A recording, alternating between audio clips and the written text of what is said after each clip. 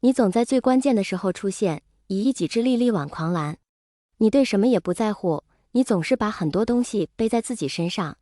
之前的山鬼也是，现在的银铃也是，你要求我们去杀山鬼，说那些不得不杀的理由，减轻的是我们的负罪感，把最大的恶人自己背下。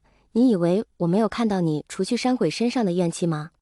现在你又要我帮你隐瞒，你要靠自己去寻找出路，不让我们替你担心，我们只要像个傻子一样为你回归而开心就够了。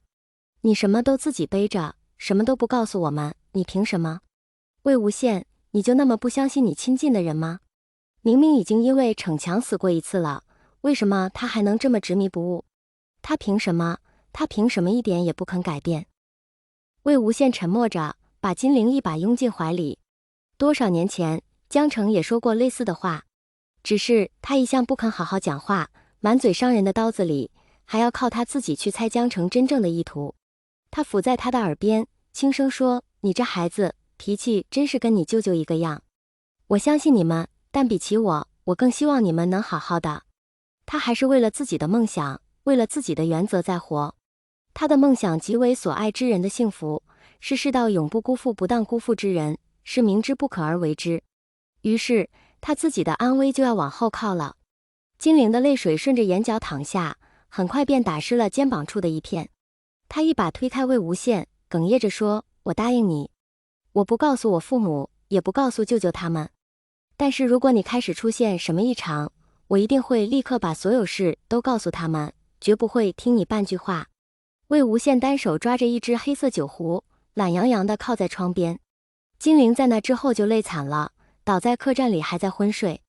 魏无羡不需要睡眠，于是便又讨了几壶酒，靠在窗边慢慢喝。他手边有盛开的芍药摆在桌边，算是几分风雅。动手乱来的时候，他就料到会出什么事。所谓气灵，本体其实还是寄存的气，而他的灵魂太过强大，可寄存的气却太弱小太平凡。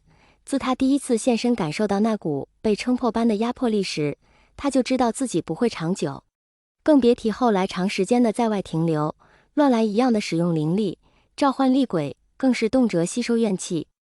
放任怨气与灵气在他体内彼此撕扯，这些全都是对他的消耗。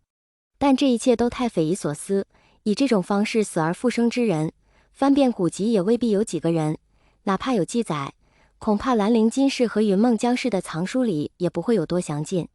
答应了金铃要尽力活下去，但魏无羡现在还是一头雾水。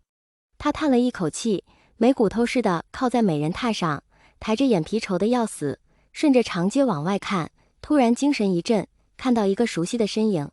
怎么老在这附近遇到他？魏无羡一下子兴奋起来，兴致勃勃地看看四周，毫不犹豫地把几朵芍药全都摘了下来。他玩心大起，掏出陈琴轻吹了几个音符，一阵邪风刮过，带着几朵芍药穿过长街，一个接着一个地撞到那人的发间，牢牢地插在了他的头上。等到那人终于带着那张波澜不惊的脸走过来时，魏无羡撑着窗边，伸手扔出了最后一朵芍药，稳稳地落在了来人的发顶。至此，他的头上便多出了一个完整的芍药花环。魏无羡哈哈一笑，对来人眨眨左眼，笑着叫道：“蓝湛，好久不见。”蓝忘机伸手拿下头顶上的花，低头看了一眼花，又抬起头去看抛花的人。一样的黑衣，一样的带穗子的酒壶，一样的花，还有从记忆里走出来一般的那个人。蓝忘机抱紧了怀里的花，微微俯下身，接着单脚发力，瞬间便跳上了2层的观台。他衣摆凌乱，头上的芍药跟着落下去，连带抹额也有些歪斜了。他一把抓住魏无羡的手臂，像要确认真实一般攥得紧紧的，用力到几乎要将他的手臂捏碎。魏婴，他颤抖着说。魏无羡被他吓了一跳，后退2步，强撑着笑道：“干什么？就算咱俩12年没见过了，你也不能这样吧？多大的过节都这么多年了，你大人不计小人过，也该忘了我了吧？”蓝忘机定定地看了他几眼，才终于放开手，晃而拉住他的衣角。他端坐下来，但仍然死死地盯着他，好像只要一开一瞬，这个人就要消失一般。“是我失礼了。”魏无羡摆摆手道：“跟我客气什么？他指指一边被揪秃的花，道：“你看看你，我为了给你送花，连人家的芍药都揪秃了。原本是想请你上来喝一杯的，没想到还没等到我请，你就自己跳上来了。”他眨眨眼睛，道：“不用这么着急吧？这么想我？”魏无羡本意是想戏弄他，看看蓝忘机过了这么多年，再遇到这种事，形势会不会有所变化。不想蓝忘机并未恼羞成怒，反而盯着他看了一阵，才点点头。这是几个意思？魏无羡一愣，回想自己方才说了什么。想我？